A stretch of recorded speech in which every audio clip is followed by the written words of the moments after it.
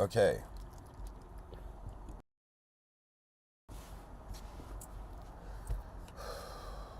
Hello, everyone. Welcome to an interesting episode. You wanna do?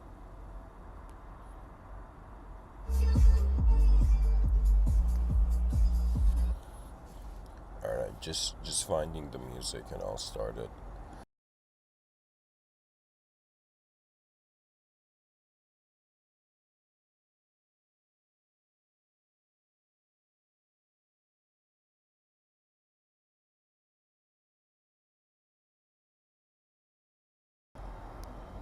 Okay. So, officially, hello, everyone. I wanted to talk about consciousness.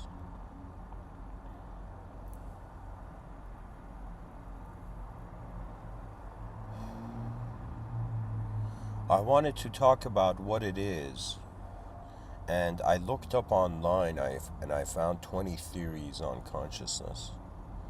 And I thought these are worth speaking about, you know,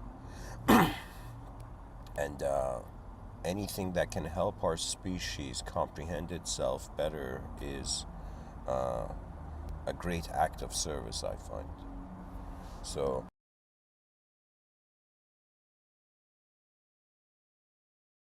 let's dive into the 20 theories of consciousness, and I'm going to attempt to review them.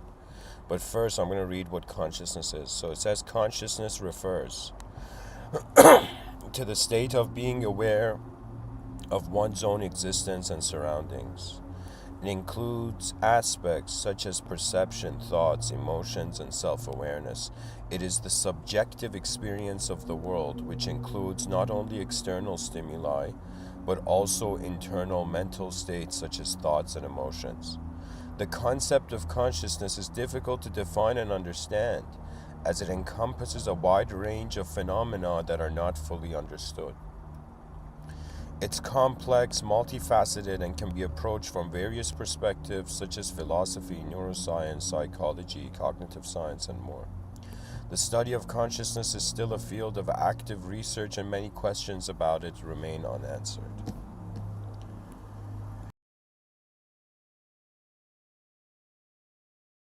So the question remains. This is the most important thing you can take away from this episode.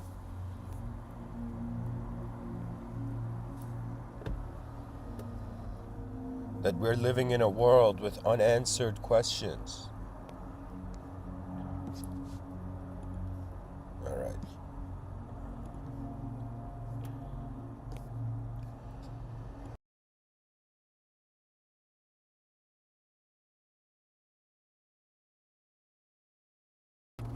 And sorry guys, I'm a bit nasally today. But anyways, let's get into it. There are several different theories of consciousness that have been proposed over the years. Some of the most prominent ones include. All right, I'm going to read 20 for you, right? So, bear with me through this episode. I'm going to be explaining these, pretty much reviewing them, commenting on each theory. So we have dualism, the theory that consciousness and the physical world are separate entities that interact with one another.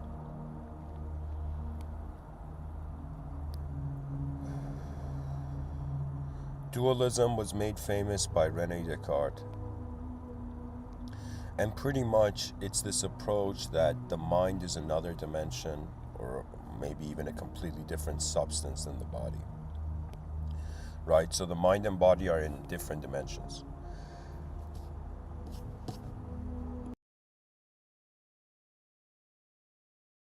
So what it means is that in dualism, consciousness is not just starting from one dimension. Okay? Then we have dualism, then we have materialism. The theory that consciousness is a byproduct of the physical processes in the brain. Yes, without a brain, it's very hard to know that we're conscious.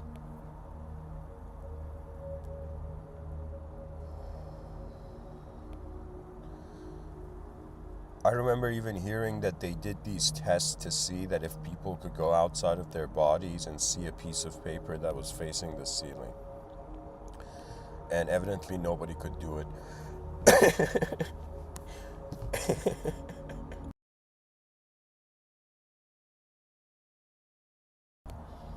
And I think even if it was done, like, it'd be doubted.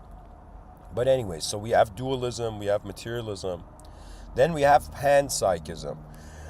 This was, I think, made popular by, what's his name? Some people consider him the rock star of philosophy. But to me, he appears as a nice, person. David Chalmers spoke about panpsychism, okay? And this is saying that the theory that consciousness is a fundamental aspect of the universe and is present in some form in all matter. So,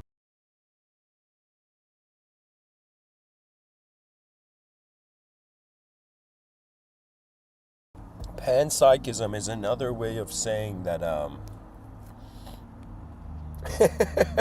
it's an indirect way of saying you believe, in a, I guess, non-ideological God. I don't know.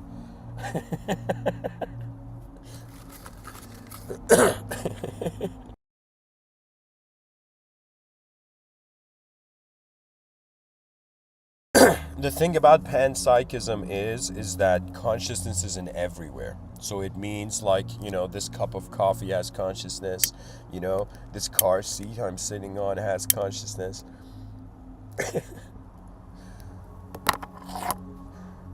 Like the particles on my shoe have consciousness. You see what I'm saying? Like the gum underneath my shoe.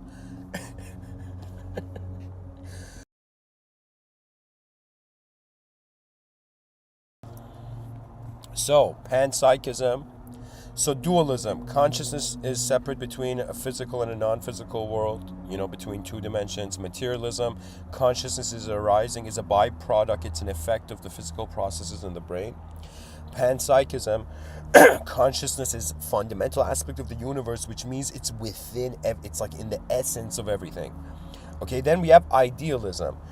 The theory that consciousness is the only reality and the physical world is an illusion. So idealism was popular in ancient yogic times, in ancient mystical times, and in modern times, it's the concept of simulation theory.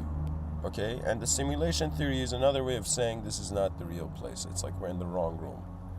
So idealism is saying that consciousness is the only reality and physical world is an illusion. Do you see? It's the other side of the coin. So one side of the coin, consciousness is the illusion and materialism is like the reality. And the other view in idealism, consciousness is the reality and physicalism is the illusion. You see? So right now in 2023, I think we're living I shouldn't say I think, due to just evolutionary survival and just the advancement in physics, we are living as a materialist. But when it comes to being conscious in dream states, that's when you can be an idealist, right? So I would say in the conscious waking state, I can, opt into materialism. But when it goes into dream states, it's like, give me a break. It's like idealism much. Consciousness is creating a body within itself, even though the body is sleeping in the bed during the dream state. So anyways, we have idealism. This is important to know. And idealism, it's kind of like, I don't know, I always saw idealism as a sort of absolutist allegiance,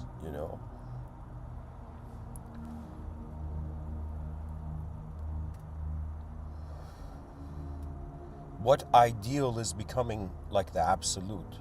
What ideal is in the driver's seat? So we have idealism. The theory that consciousness is the only reality, that the physical world is an illusion. Then we have functionalism. The theory that consciousness can be understood in terms of the functions it serves, rather than the specific physical processes that give rise to it. So this is very interesting. Just a second.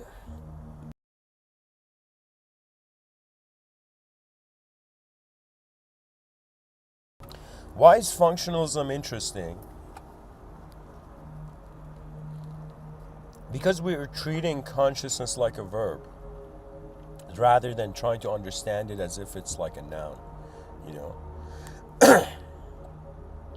The theory that consciousness can be understood in terms of the functions it serves rather than the specific physical processes that give rise to it. So yeah, I guess it's kind of like, rather than defining how we got consciousness, it's kind of like why consciousness is there. I guess a sort of Aristotelian efficient cause.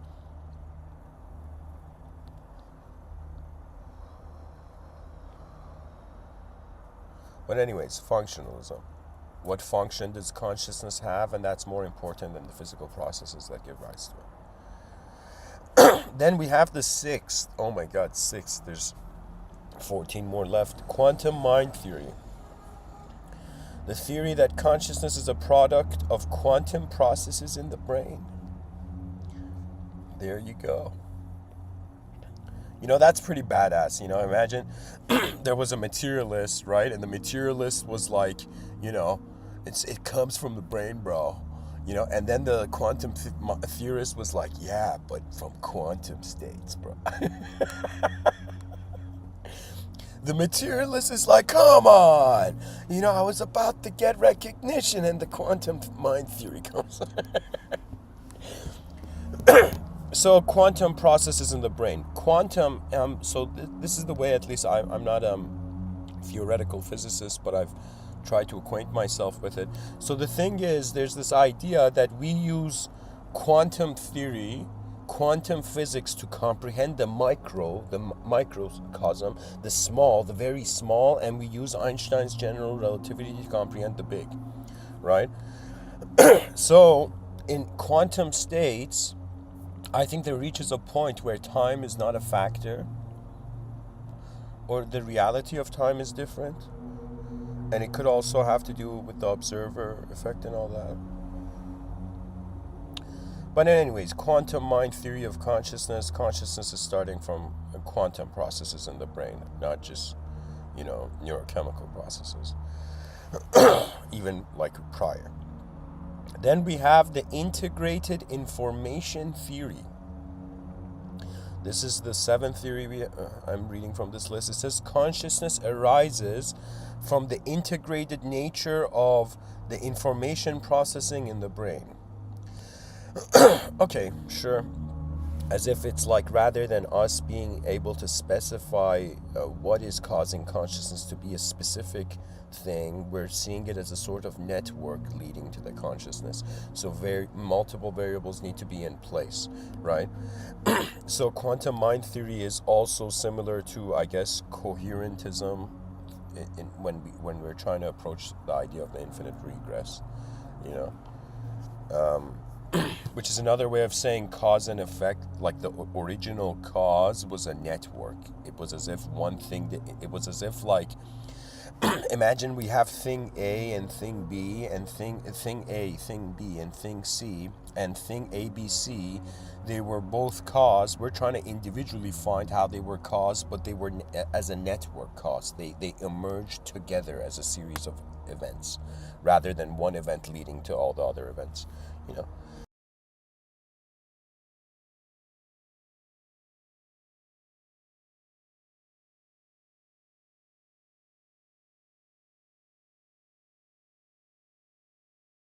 Anyways, so then we have global workspace theory. Oh man. Consciousness is a global availability of information from the sensory input that allows for action and communication. So let me see.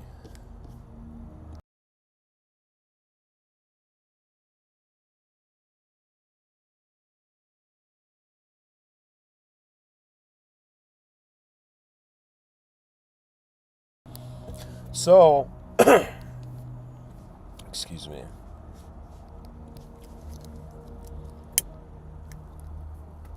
So, rather than seeing consciousness to be something that is, let's say, specific to just the brain, In global workspace theory, they're pretty much saying it's an availability of information from the sensory input that allows for actions and communication. So consciousness, I guess in global workspace theory, is an opportunity to access all the information that constitutes the reality.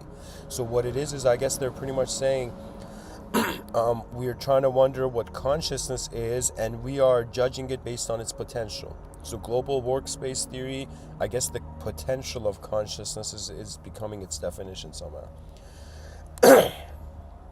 You know, or maybe the ability. Maybe in global workspace theory, it's rather than potential. It's just that it's an opportunity.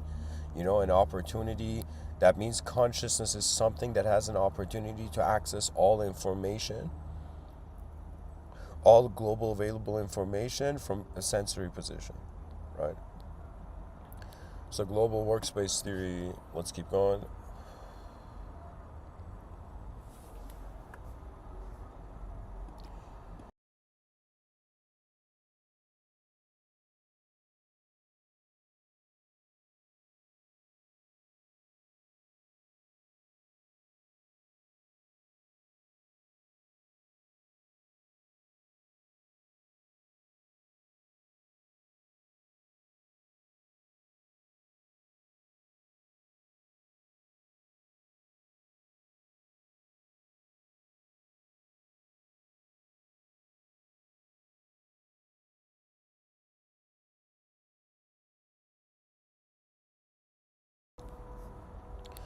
Okay, predictive processing theory.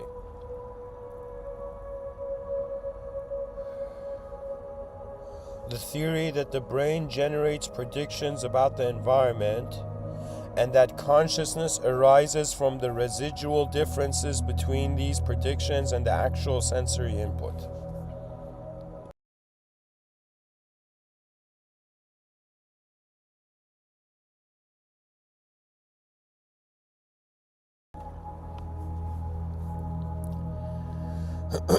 So, here it says,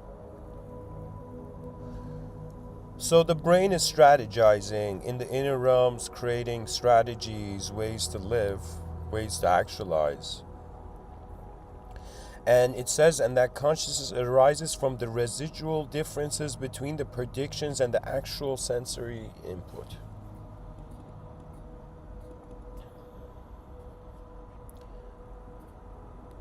Predictive processing theory. Yeah, okay. So consciousness depends on what it accesses. So I guess predictive processing theory, if we were seeing instead of stomach, like instead of the brain, it would be like the food you eat. Is suggesting like I guess the consciousness you have.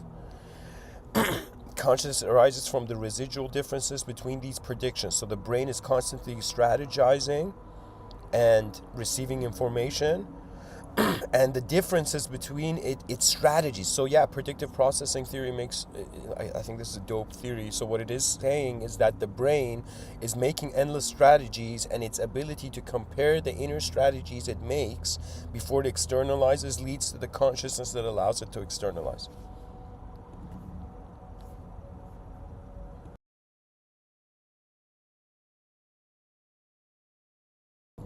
So what it is your brain is like a strategist, and it's comparing strategies, and consciousness is arising from that. At least that's how I'm interpreting it. All right, let's see. Then we have embodied cognition theory, and this is the 10th theory. The theory that consciousness arises from the interactions between brain, body, and environment. I mean, this is like the most basic observation, right?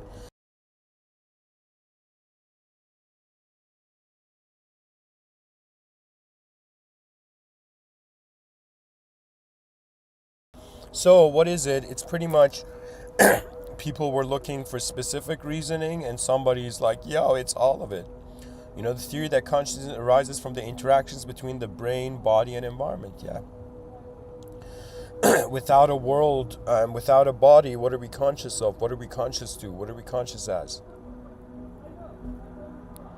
So it's another way of saying embodied cognition theory that we need to have a brain, which is the body, a body, and an environment. Okay, but maybe not just a body. We need to have a working brain, right?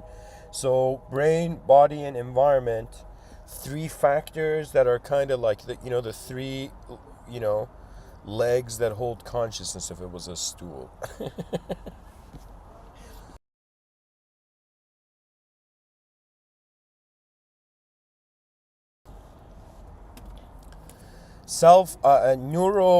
Neurophenomenology, the theory that combines aspects of neuroscience and phenomenology, the study of subjective experience to understand consciousness.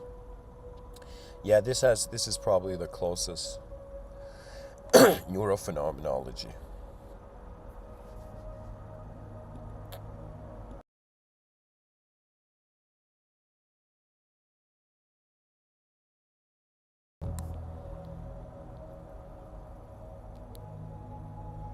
To relate neurological processes with qualia. So inner compared with outer experience.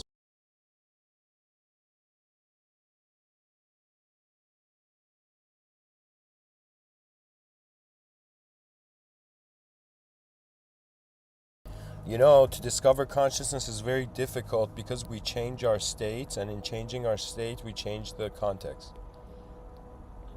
Anyway, self organization theory, the theory that consciousness arises from the self organizing processes of the brain. The 13th theory, dynamic core hypothesis, the theory that consciousness arises from the activity of a specific network of neurons known as the dynamic core in the brain.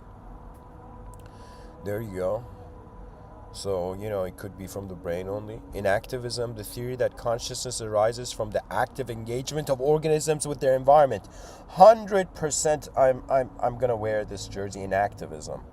Yes, yes, when we are still and silent, there is no self, but when we move, there's an opportunity to be a self to others, even in speech and whatnot.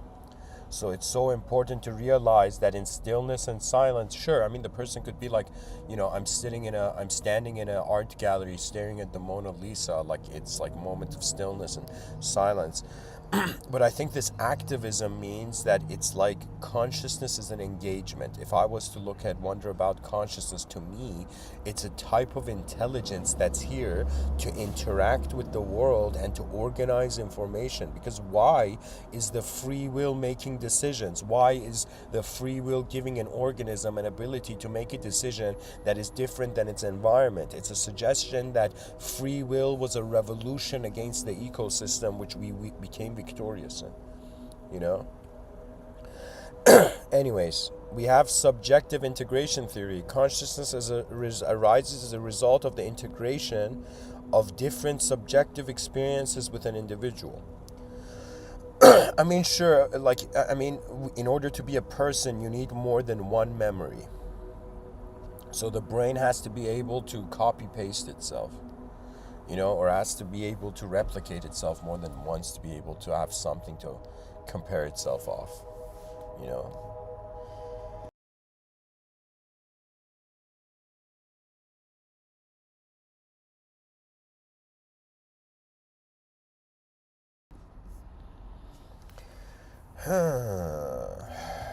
Biological naturalism, the theory that consciousness arises from the specific biological processes of the brain.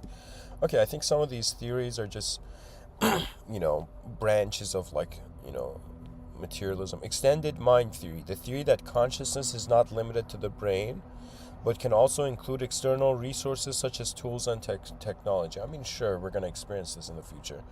Cyberspace is going to become a part, connect to our imaginations. The 19th theory, higher order thought theory. Consciousness arises from the ability to have thoughts about thoughts. So this is an incredible approach, but that's not the reason. There's consciousness prior to more than one thought. So I don't know how to say it. I remember the earliest memory I have of my childhood, like one of the earliest memories, is that I was in a room, and this was before I had a name, before I knew how to speak, and I just remember the sensation of being on this flat surface and looking diagonally at the corner of the room. So I remember a memory before I learned language and before I was a person to myself. It was just pure consciousness of environment. There was no subjective overlay. It was direct existence, right? So to say that consciousness arises from the ability to have thoughts about thoughts, to be honest, to have thoughts on thoughts is impossible if you're a thought, right? So really what it is it's the suggestion of this additional viewing force. So what it means is that you have your biological system, your physiological system, which is your body, right? And then you have your psychological system and your cognitive system, which is your mind. Okay? Now, before you make a decision as a human being, you are aware of your body, and your mind usually plays an event. A simple example would be like right now, I'm looking at my pack of cigarettes, and in my mind, I've already lit a cigarette, and my body follows up with the act. And keep in mind, the best time to quit cigarettes is before you ever smoke your first one.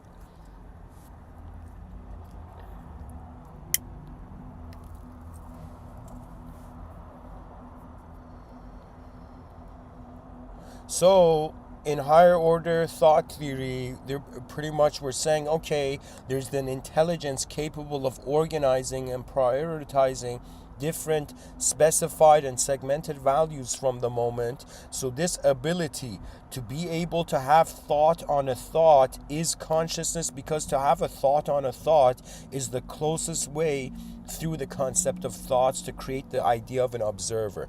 Really higher order thought theory, to be honest, if they really wanted to be truly honest historically, it would take you to the Upanishads, where they would say the seer of the seen is unseen. So what does that mean? That means we have been tricked into thinking, just because our biological existence is dualistic, that the nature of consciousness is dualistic.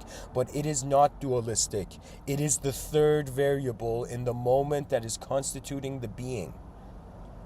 You see, so it's as if it's not possible. It's like you can't just have a body and be a human being. You require to have consciousness that you are the human body. It's not enough to just be something. When you are aware you are something, you can wield it. You know, and then you can use it, and eventually it can become part of your body. And I'll give you an example. So back in the day in swordsmanship, I don't know why, but one of my hobbies and fascinations is ancient warfare. Facing one, but ancient warfare, because ancient warfare required a higher IQ, you know. So imagine you're a swordsman, right? Imagine you were a kid and your father and your uncles died in battle, right? And as a kid you were like, no, I will not die. Grab a sword or a stick and you go into the forest, and non-stop you practice hitting trees, right? Every day hitting trees, to a point where the next time you hold a sword, you don't even think about it. You have experienced so many times the reality of something that it becomes second nature. And this is something that we don't realize. You can give the human being ultimate truth, and it'll make it into its second nature, and it'll keep looking for truth. You see, this is why contentment is the key. You know, we think we're in this world as incomplete beings. But the hilarious thing is, you cannot get out of this world unless you're a complete being. And the only way you can be complete is if you were not incomplete from the beginning, which means contextual assumption. That means how you accept yourself literally suggests the destiny of the world you'll find. You know, it's literally what we're inputting into the system. I am inputting inner realm communication. So theoretically, I mean, technically, this would mean that more inner realm communication should happen if I continue to exist. You know?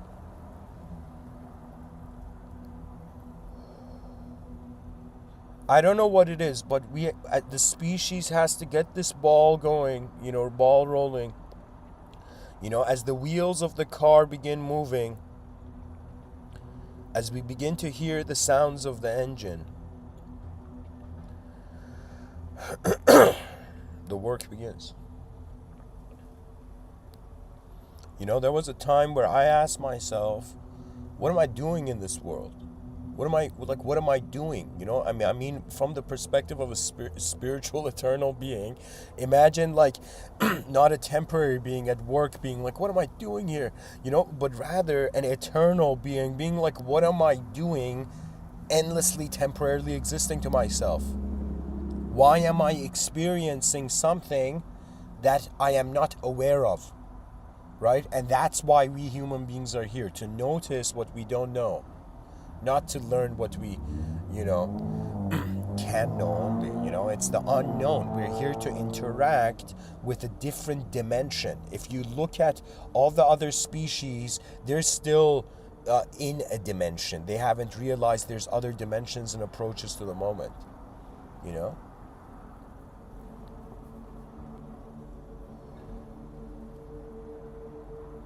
And of course, we cannot ignore evolutionary updates to the human neocortex. You know, we can't ignore the brain. To me, I don't know why. Here, I'll read the last theory. It's called process philosophy theory. Consciousness arises from the process of becoming.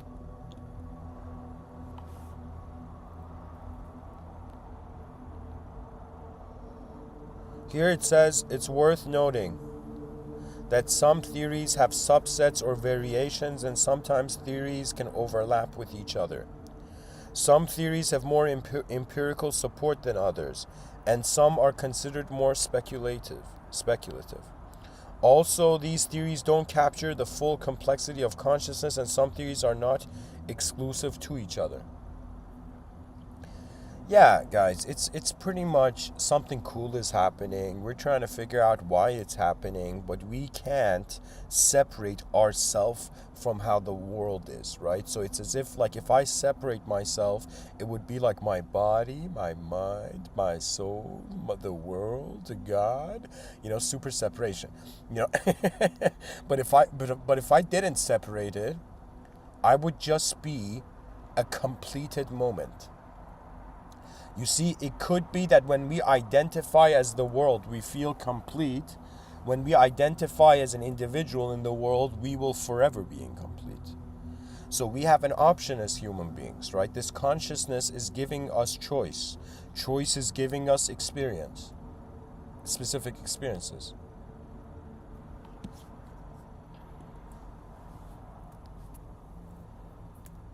So these were the 20 theories of consciousness. And I guess now I'll speak.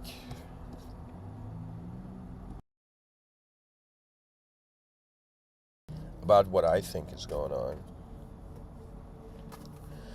What I think is going on, I guess, divides in two theories.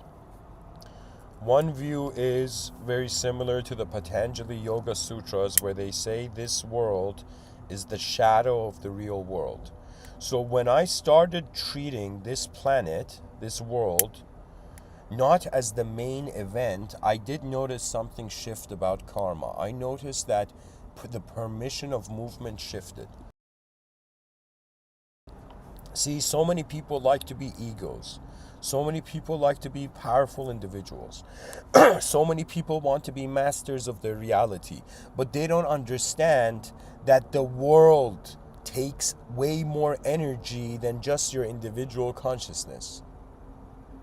So we are in this world not to be, not to verify solipsistic godhood, but to some degree realize that we have an opportunity to interact with something that is beyond our ability. You see, do you want a teacher that is beyond you, or do you want a teacher that is the same ability as you, or do you want a teacher that's weaker than you? We have been so blessed as a species to be given a teacher which is an unknown world that is greater than us. The planet is technically, every person's older sibling, I find, you know.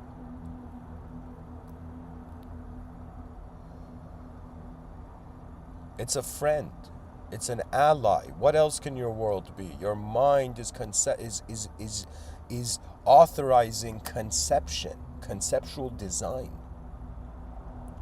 You know, it's very easy to find the shape of an object, but sometimes if you want to find the shape of a subject, you begin to realize it has an association with multiple objects. And it's very difficult to, in some sense, and one theory that wasn't explained here in this 20 list I read was a theory that consciousness is a social construct. That's also a theory, right? That it's as if it requires a context of society to be a proper individual or to recognize yourself as an individual, you know? It's like when we were animals in the forest, what consciousness? But when we're civilized human beings, born into a system with subjective geometry, subjective laws and whatnot, you know, the mystery stands. We're living in the coolest time in history where everybody's saying, I got a mind, you know? Everybody's got a mind, but we don't know what the mind is. We're all acting. The species is playing subjective dress up, and we're waiting for real things to happen, I find.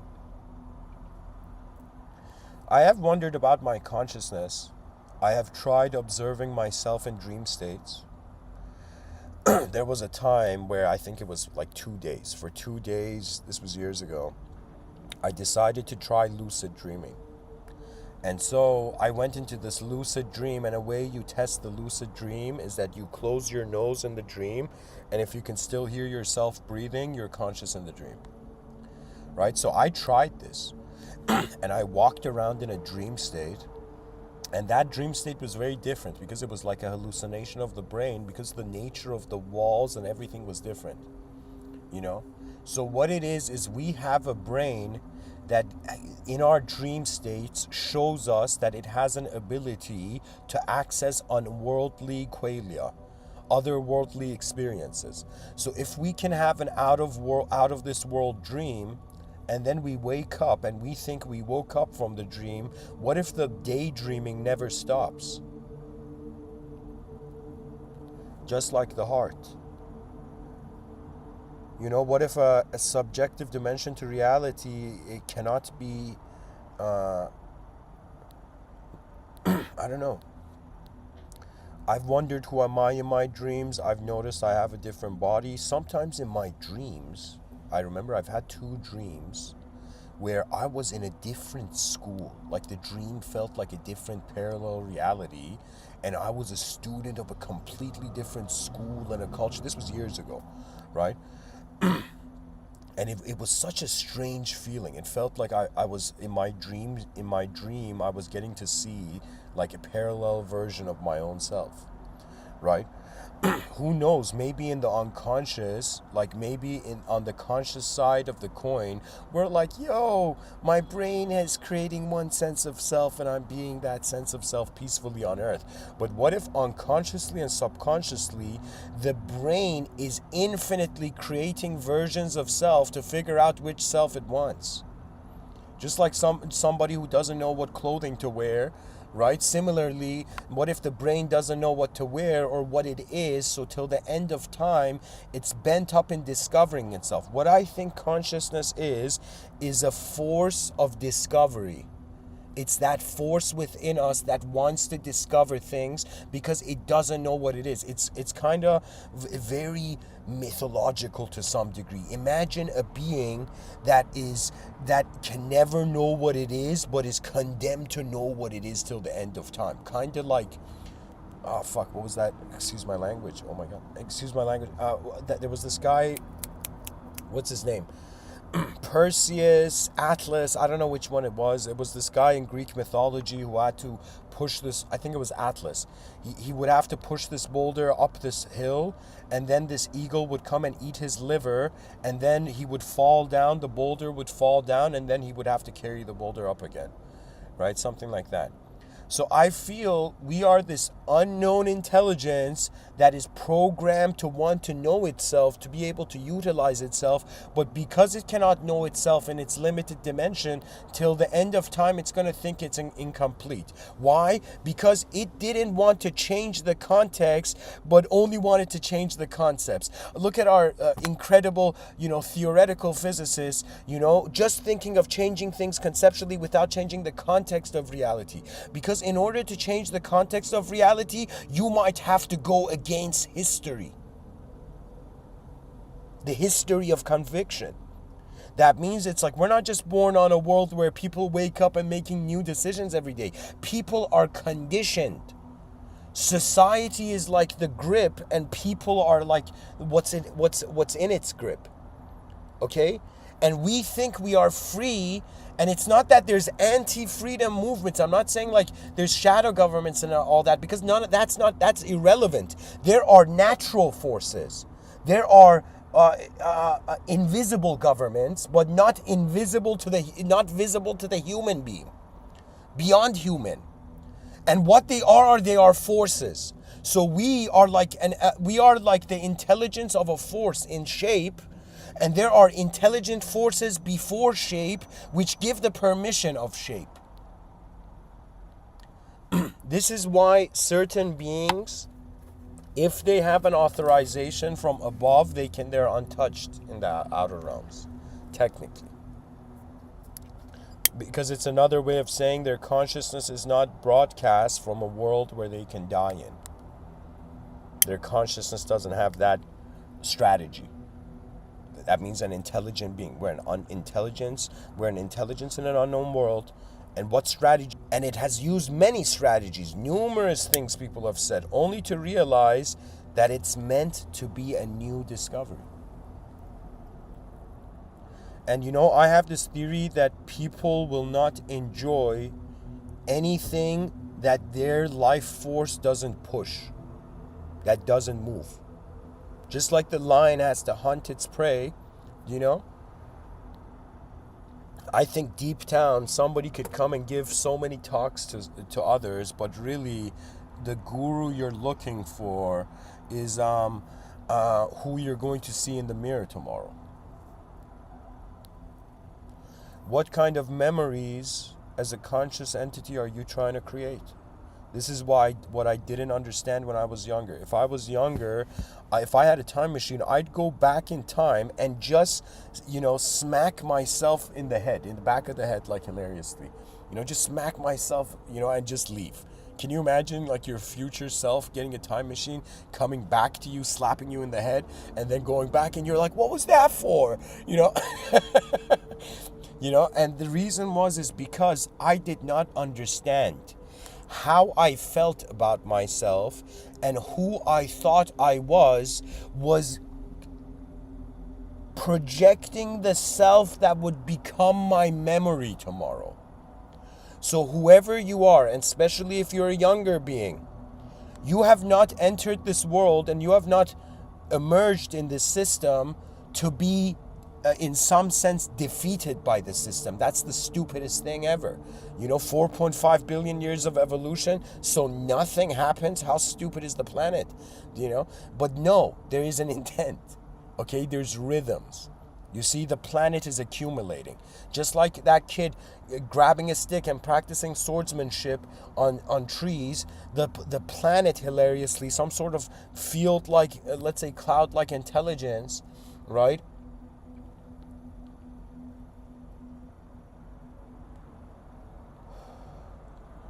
The planet is practicing building epic civilizations, I think. I think just like we have people who are like in hobbies, like in their hobbies, like they go buy like these toy airplanes, or I've seen this in movies, like ships or something, and they put them in bottle, and it's like this handicraft work, right? So to me, I feel the energy of the universe is actually displaying like craftsmanship. Okay, I can see a sort of craftsmanship to the human design. right? But I cannot see the wielder of the of what has been designed.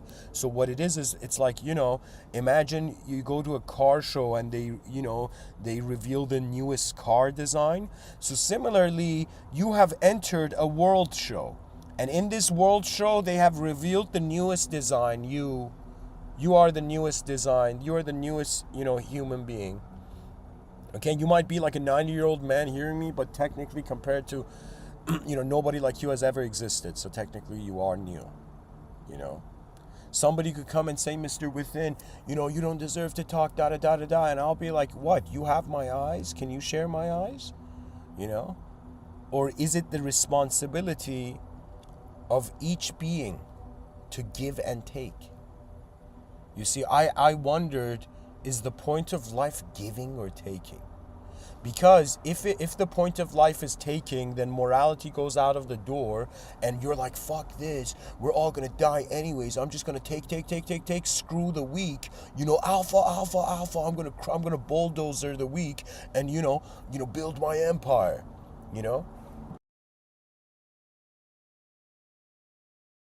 But the issue is the emperor leaves empty-handed. And I feel that we are here to behaviorally advance. Imagine right now, okay?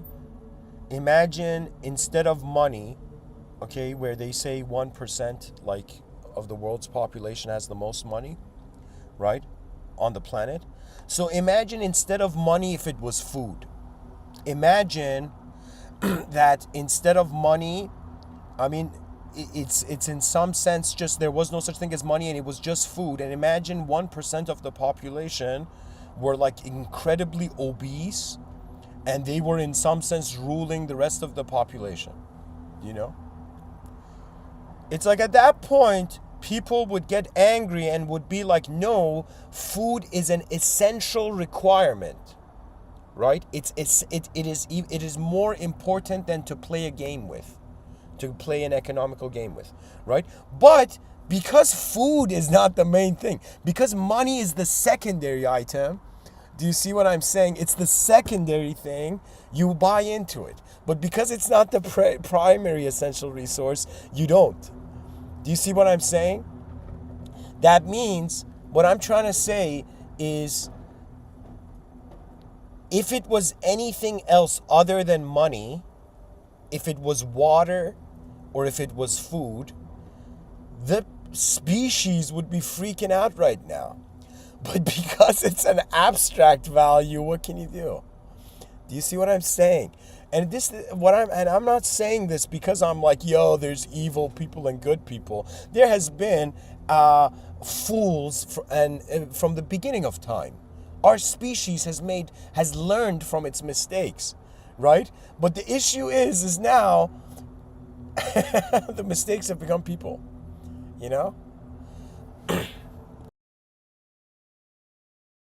I don't know. I asked myself, I wondered what's going to happen to this world. And you know what I realized? I'm going to give it like a period of 200 to maybe 400 years, but all companies are going to design themselves like video games. The video game industry and how can I tell you? Just like there's quests to finish, complete in video games, in the future companies are just going to have quests. Like in the future, even hiring an employee might, who knows? It's like you might have enough robots that you might not need employees,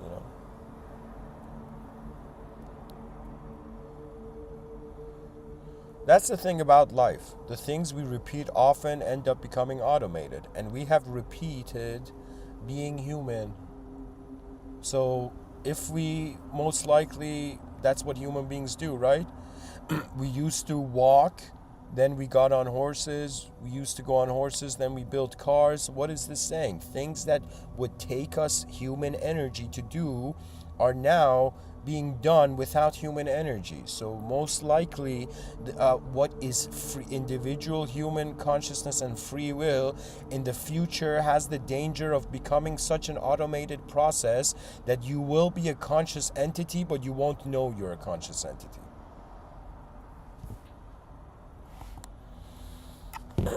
Anyways, those were the 20 theories on consciousness. I've shared my views. To be honest, dear viewers, after a decade of going towards metaphysics and wondering what do we do here, I've realized it is the unknown. You know, before human consciousness can engage, let's say, extraterrestrial life, it has to engage the unknown life of itself. There's something strange about how we are being beings before we see any other strange being, you know?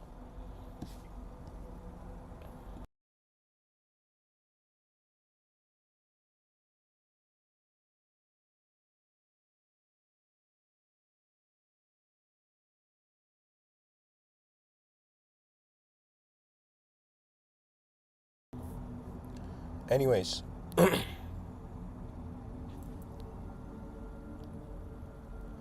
whoever you are, ask yourself, what kind of intelligence do you deserve? What kind of intelligence does your species deserve? Do you deserve to be a turbulent conscious attention piloting in this realm, or do you deserve to be a smooth pilot? To me, something cool about nature is that doubt comes from human mind, comes from analysis, comes from the subjective dimensions of the human being, but nature is not designed to doubt. You plant a seed in the soil, the seed doesn't doubt itself, it just takes its time, enjoys the sun, and becomes a tree and completes its life mission.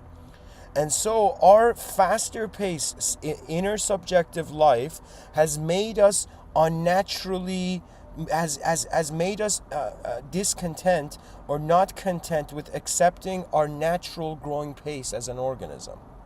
So our minds have a faster expectation than the natural world has on us being a being. And honor yourself, you know, like I would say ever since starting these talks and starting this Discord, I've seen so many different people come with minds that are scattered, and their minds are scattered. Why? Because they have forgotten that they are the administering force of your life. That means if you feel you are sick, yes, you are the doctor who was claimed yourself to be sick. If you are healthy, you are acting as the doctor who's claiming yourself to be healthy. Before any other force, the universe, even if you believe in God, right, the creator gave you with what you need to function. So in some sense, who was it? Somebody said that doubting yourself is like doubting God's creation. You know, or doubting yourself is doubting the great potential of your universe, regardless of abstract narratives or not. And why are we here? We are here to see how advanced we can go. That's what the human being has been. In every field, we have pushed ourselves to the edge, trying to go where no one else, no human being has gone before. That is how you should live, dear human being. You should live as a human being where even if the people who were alive didn't see you, the future generations won't forget you.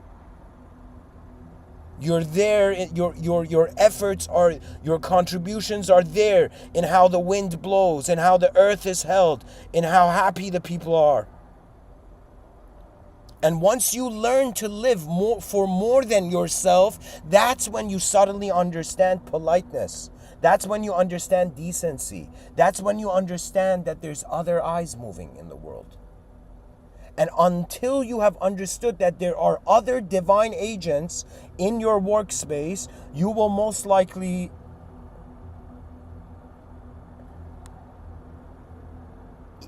if there is ever a chance that someone is subconsciously being tyrannical, only your consciousness can free you. So what it means is that you have to outer realms you're not. How come your mind got the memo, but your body didn't? You know what's happening?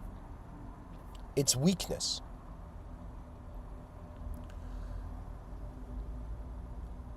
Our ancestors took their strength for granted.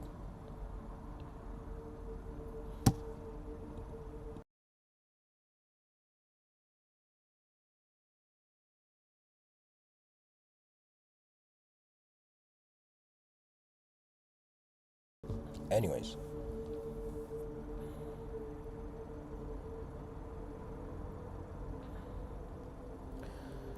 I don't know.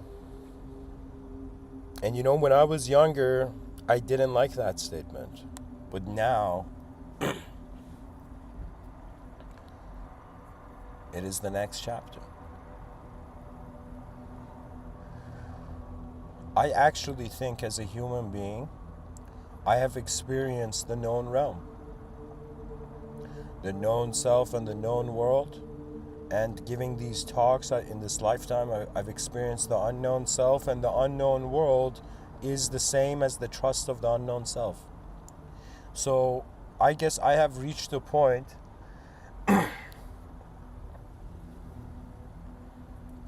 where attention has nothing else to do other than be free. Yeah. They ask greatness, what are you going to do now that you're great? And greatness is like, I'm going to stretch a little.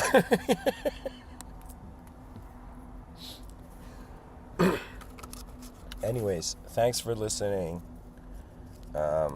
Thanks for accompanying me in this lifetime. And really, the intention I have is how incredible would an advanced civilization be? The idea is these two words, advanced civilization. When my mind understood those two words, I felt like I had pulled, just like King Arthur, the sword from the stone. An advanced civilization is the most beautiful idea. And if you're a being that can love the future, you will most likely be part of that advancement. People love their grandkids, but they don't love like their great to the power of infinity grandkid, We're all trying to be good people, but we're trying to be good people in a world where there's bad, right? So the good's never complete and the bad never feels complete. So good and evil are fighting an unwinnable war from both sides. And because it's unwinnable, so what does that mean? That means we got to shift the context. We got to stop thinking people are good and evil, and we should, from a spiral of multidimensional angles, try to wonder in some sense, is something efficient or inefficient in association to all the contexts we see. So usually, if you say something to someone, a concept emerges in their mind, and that concept has a context attached to it. So most people actually think through a singular context or a reactive context. Right? So if I say apple, maybe you were a kid and somebody gave you a red apple, so you're thinking in that context.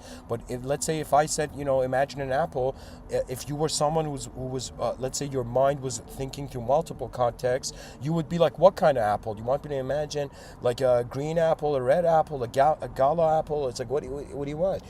So you see, that's the difference.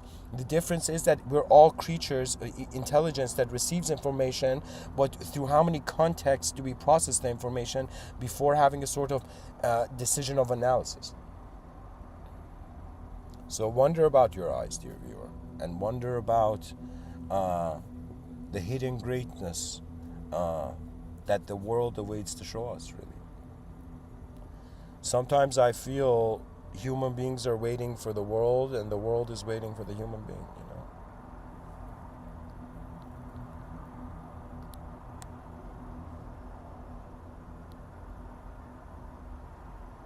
And there is this thing that sometimes in life, I don't know, maybe this is something I'm going through, but sometimes a person gets a feeling where they're like, okay, the sands of the hourglass of falling, who else am I?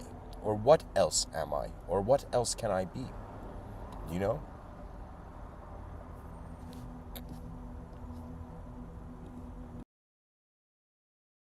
The reason a lot of people suffer and are depressed is because they think they know everything about what's happening or what will happen.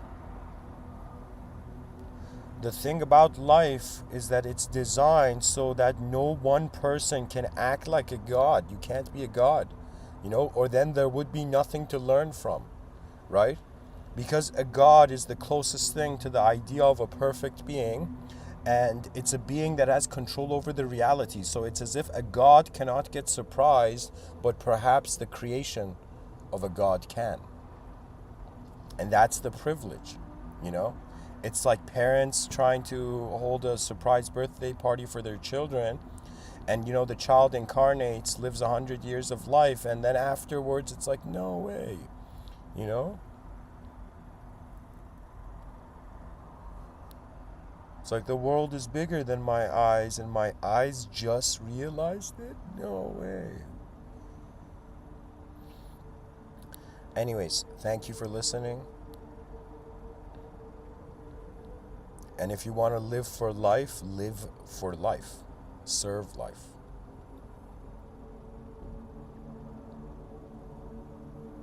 Pretty much